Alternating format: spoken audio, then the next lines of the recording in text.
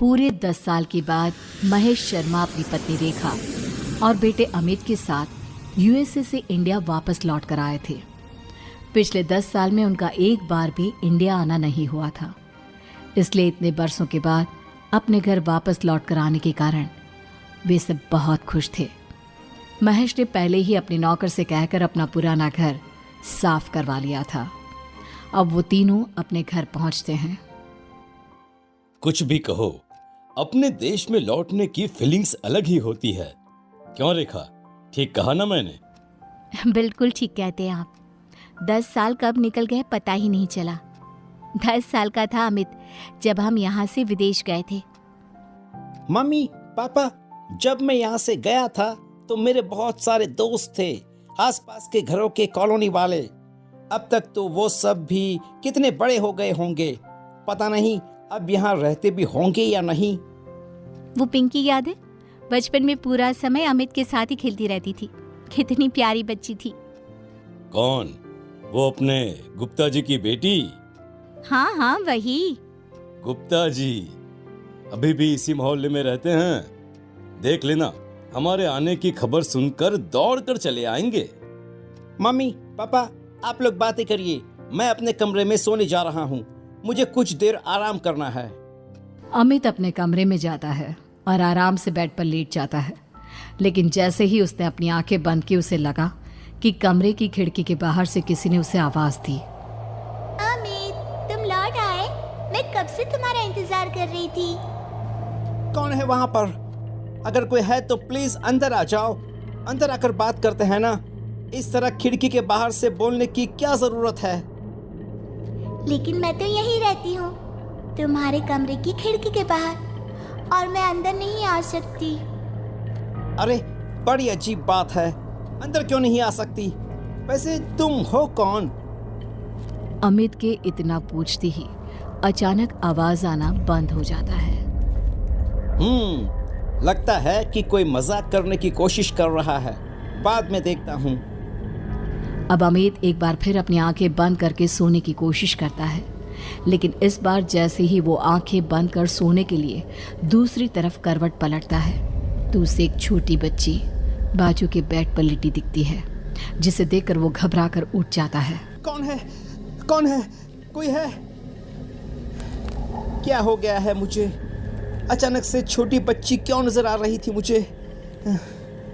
लगता है ज्यादा ही थक गया हूं मैं। थोड़ी देर के बाद अमित गहरी नींद में सो जाता है।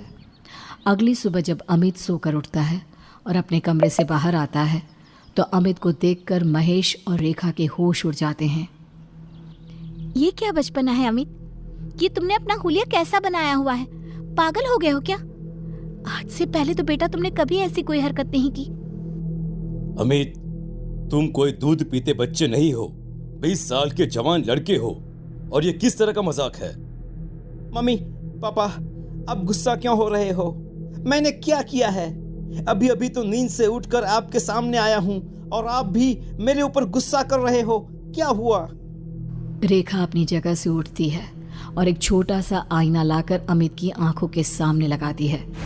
ये देखो, तुमने अपने सर पर रंग बिरंगी रबड़ लगाकर 2 चुटिया बनाई हुई है और हेयरबैंड लगाया हुआ है और आंखों में काजल। पागल हो गए हो क्या? तुम्हारी तबीयत तो ठीक है ना? अमित ने घबराकर अपने बालों से वो रबर बैंड निकाल दिया, हेयर बैंड भी फेंक दिया। मम्मी पापा, मैं सच कह रहा हूँ, मुझे इसके बारे में कुछ भी नहीं पता। यह सब किसने किया है? आप बताइए, क्या मेरा बचपन का कोई दोस्त आया था जिसने नींद में मेरे साथ ये सब किया हो? ऐसा कुछ नहीं हुआ अमित, अभी तो सुबह हुई है। कोई नहीं आया था बेटा, हम सच कह रहे हैं। किसी ने तुम्हारे साथ मजाक नहीं किया है, लेकिन तुमने ऐसा क्यों किया, तुम बताओगे? अरे मैंने कुछ नहीं किया, मैं सच कह रहा हूँ। और अभी मैं नहाने जा रहा हूँ, पता नहीं क्या हो रहा है मेरे साथ। कुछ देर के बाद अमित अपने कमरे से तैयार होकर आता है और कॉलोनी में घूमने के लिए घर से बाहर निकलता है। थोड़ा आगे चलने पर उसकी नज़र अपने घर के पड़ोस वाले घर पर पड़ती है, जहाँ पर अब सन्नाटा था। ये देखकर अमित ने वहाँ से गुजर रहे एक आदमी से पूछा, 1 मिनट भैया, सुनिए, क्या इस घर में अब कोई नहीं रहता क्या? हाँ बेटा, हम भी यहाँ पर 5 साल पहले ही आए हैं, तभी से इसे खाली ही देखा है। सुना है कि यहाँ रहने वाले लोग अचानक ही एक दिन घर छोड़कर चले गए। उनके बारे में इस कॉलोनी के लोगों को जरा अजीब अजीब बातें करते हुए देखा है। अजीब अजीब बातें मतलब क्या? बेटा, किसी से कहना मत, वो क्या है ना, मोहल्ले की बात है। लोगों को पता चला तो बिना बात की बातें बनाएंगे। हाँ हाँ, मैं किसी से कुछ नहीं कहने वाला, लेकिन आप बताइए तो सही प्लीज। बेटा, सुना है इस घर में किसी की आत्मा का वास है। कई लोगों ने इस खाली घर से कभी कभी किसी की रोने की आवाज सुनी है। अब सच्चाई क्या है वो तो भगवान ही जाने। ओह, तो ये बात है। वैसे लोगों का क्या है, कुछ भी बातें बनाते हैं। पता नहीं कौन कौन सी अंधविश्वास भरी बातों में विश्वास रखते हैं लोग। थैंक यू भैया, थैंक यू। बताने के लिए आपका बहुत बहुत शुक्रिया। पूरा दिन शहर में घूमने के बाद अमित जब शाम को अपने घर पहुंचा तो खाना खाने के बाद सीधा अपने कमरे में चला गया। थोड़ी देर के बाद रेखा और महेश ने अमित को बाहर बुलाया, लेकिन अमित इस बार जैसे ही अपने कमरे से बाहर निकला तो रेखा के पैरों तले जमीन खिसक गई। उसने चिल्लाकर अपने बेटे अमित से पूछा, ये क्या बेहुदा मजाक है अमित? तुमने अपना हुलिया इस तरह से क्यों बिगाड़ा हुआ है?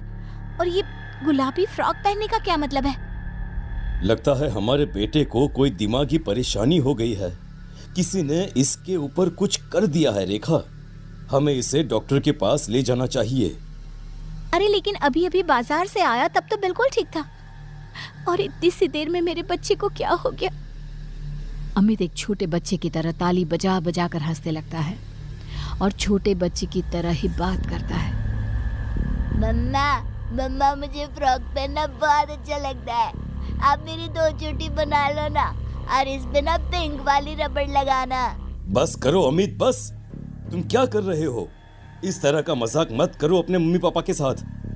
अरे अंकल, मैंने कहा मजाक किया, और वैसे भी मेरा नाम अमित नहीं, मेरा नाम तो चिंकी है, चिंकी। चिंकी का नाम सुनते ही रेखा और महेश पूरी तरह से घबरा गए।